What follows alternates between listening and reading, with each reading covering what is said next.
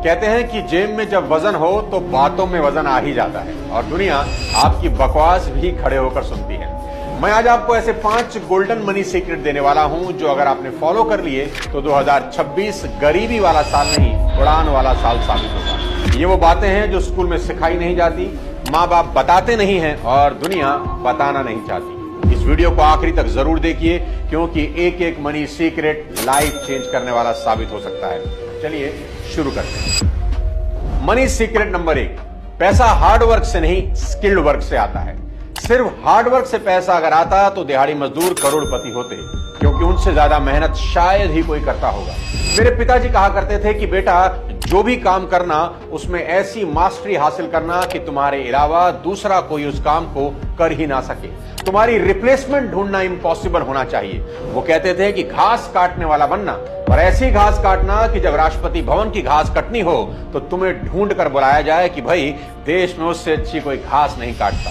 जिंदगी में एवरेज इंसान कभी मत बनना।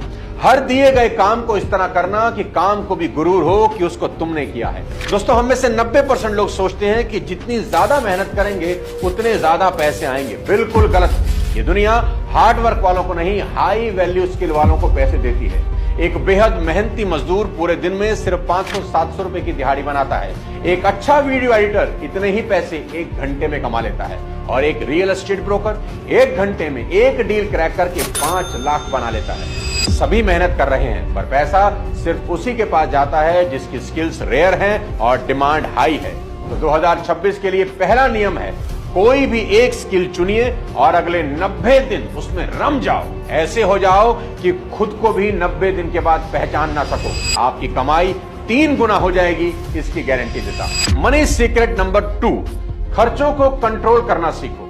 देखो दोस्त, पैसा बचता नहीं, उसे बचाना पड़ता है और आज की दुनिया में खर्चे अनलिमिटेड हैं और कमाई लिमिटेड। 2026 का ये गोल्डन रूल याद रख लो कि कोई भी इंसान अपनी कमाई की वजह से अमीर नहीं बनता, बल्कि अपने खर्च करने की आदत की वजह से अमीर या गरीब बनता है। अगर आपके खर्चों पर आपका कंट्रोल नहीं है तो भाई आपका बेड़ा गर्क होना तय है। याद रखो कि जिस चीज को आप खरीद सकते हो इसका मतलब ये बिल्कुल भी नहीं कि उसे खरीद ही लेना चाहिए।